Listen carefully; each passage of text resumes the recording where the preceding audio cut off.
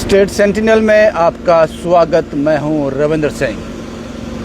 काश ऐसा हो जाए। अगर आपको लगता है कि जो मैं कह रहा हूं ये पागलपन है तो मुझे ये पागलपन मंजूर है। जिन लोगों के बीच में रहता हूं, जिन लोगों के दुख दर्द में सुनता हूं, अब मैं उसी की तरह सोचना शुरू कर चुका हूं।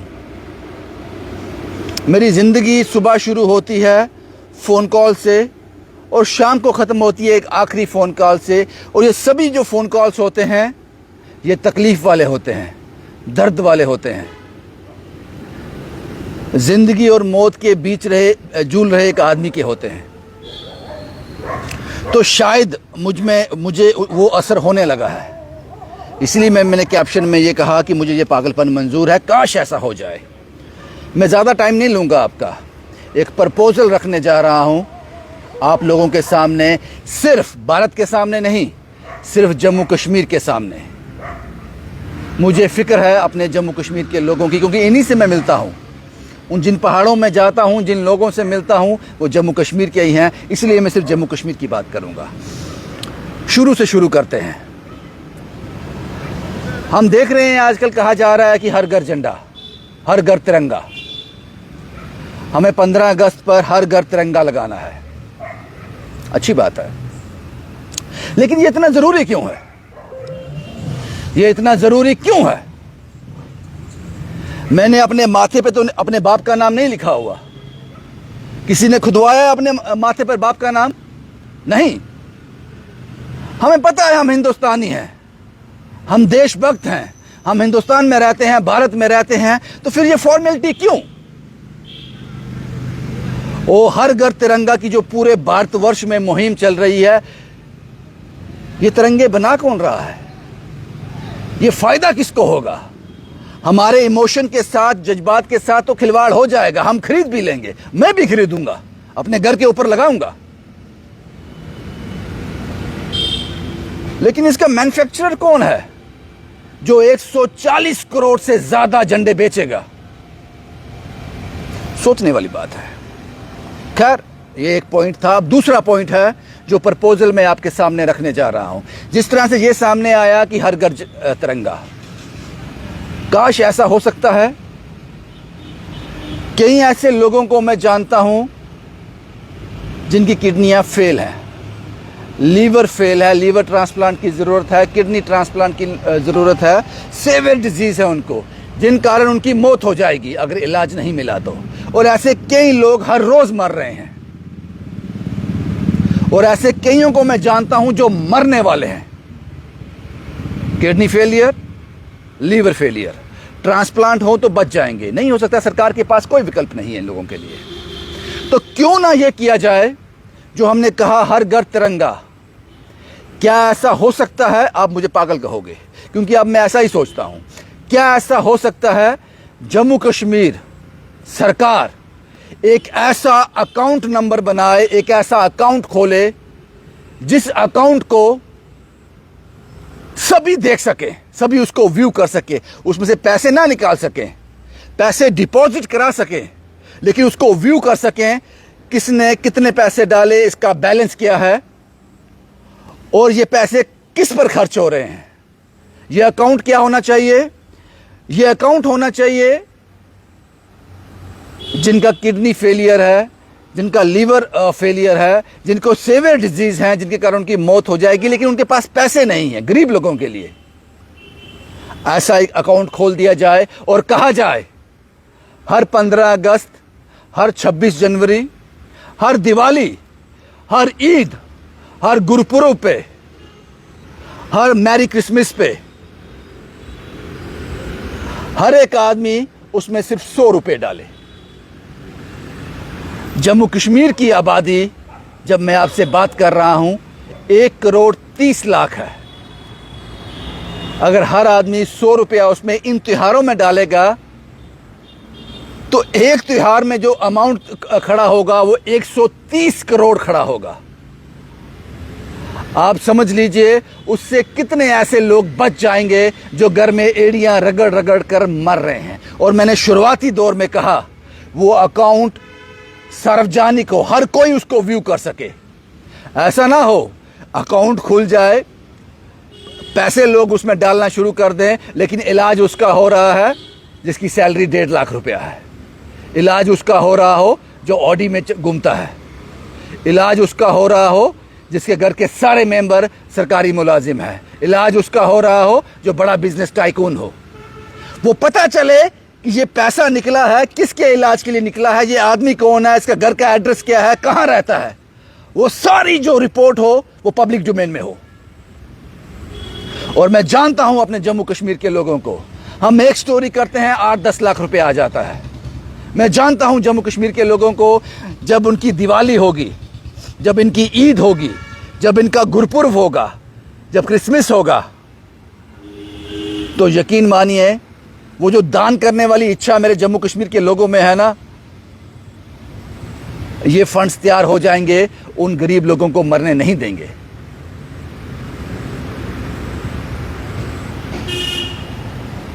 उठते बैठते यही सोचता हूं कि मैं उन लोगों के लिए क्या कर सकता हूं। मैं एक दिन में 50 स्टोरी नहीं कर सकता, केसेस बहुत ज्यादा हैं। मैं एक दिन में 50 स्टोरी नहीं कर सकता। मैं एक हफ्ते में भी एक स्टोरी नहीं कर सकता, क्योंकि जो डोनेट करने वाला है उसको महीने का इंतजार रहता है कि मेरी सैलरी आएगी तो फिर मैंने डोनेट करना है। ये प्रपोजल मैंने आपके सामने रखा, जम्मू कश्मीर की सरकार के सामने रखा, क्योंकि सरकार जो है उसके पास ऐसा कोई फंड नहीं है कि इन गरीब लोगों को बचा सके। अभी तो आप कह रहे हो हर घर झंडा। पूरे भारतवर्ष में 140 करोड़ लोग, 140 करोड़ झंडा, फायदा किसको होने वाला है? और जम्मू कश्मीर की आबादी है 1 करोड़ 30 लाख, पर पर्सन 100 रुपीज। हर त्योहार पर 130 करोड़। साल में आप अगर Diwali, Eid, Gurpurab, Christmas, Republic day, independence day, 6 त्योहार तो आ गए।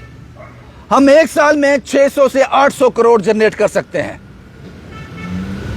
और ऐसा कोई परिवार नहीं होगा, ऐसा कोई गरीब नहीं होगा जो एड़ियां रगड़ रगड़ कर अपने घर में मर जाएगा। मैंने प्रिया को मरते हुए देखा है। मैंने 16-17 साल की बच्ची प्रिया को मरते हुए देखा है, किडनी फेलियर। ऐसे बहुत से केसेस हैं मेरे पास जिसको आयुष्मान भारत कवर नहीं करता आपका।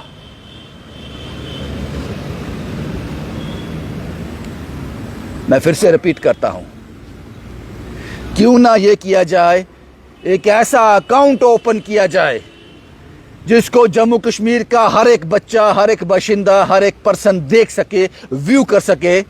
आज इसमें कितने पैसे आए, इसका बैलेंस कितना है, और जिसके इलाज के लिए पैसा निकाला गया है वो इलाज किसका हुआ है, उसका नाम क्या है, उसका एड्रेस क्या है, उसकी फाइनेंशियल कंडीशन क्या है, वो सब उसमें डिस्प्ले हो रहा हो।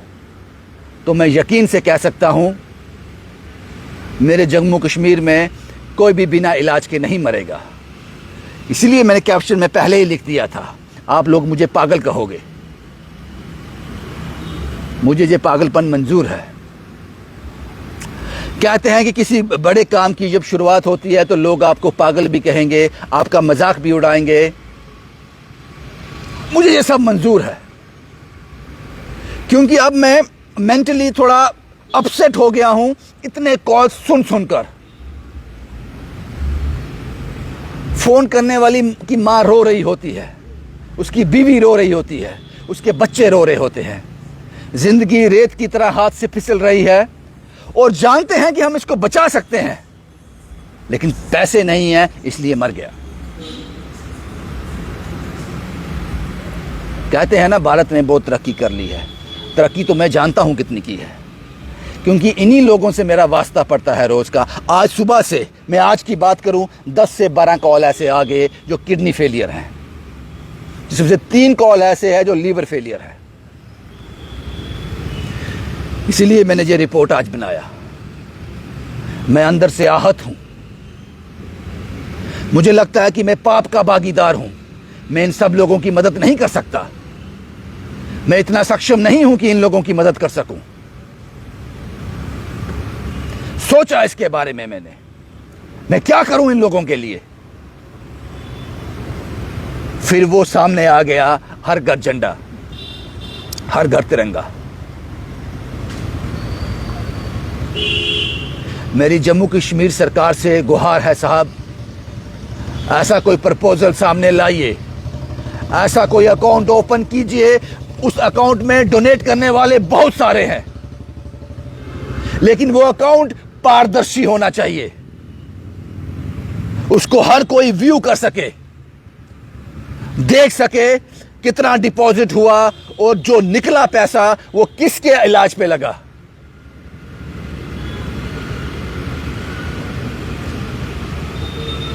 ये वीडियो बनाने का मकसद यही था, मैं उस ऊपर वाले की अदालत में बेगुनाह साबित हो जाऊं। मैंने ये सब कुछ अपने कानों से सुना है, उनकी तकलीफ सुनी है, तो मैंने हाल बता दिया। ये पॉसिबल है। कोरोना में भी तो आपने प्रधानमंत्री के नाम पर कुछ अकाउंट खोला था, जिसमें सिर्फ जम्मू से लोग लगता है 5 करोड़ रुपए गए थे, प्रधानमंत्री राहत कोष। तो मेरे जम्मू कश्मीर के उन लोगों के लिए जो घर में एड़ियां रगड़ कर मर रहे हैं, उसके लिए हम ये क्यों नहीं कर सकते? यही एकमात्र विकल्प है और कोई विकल्प नहीं है।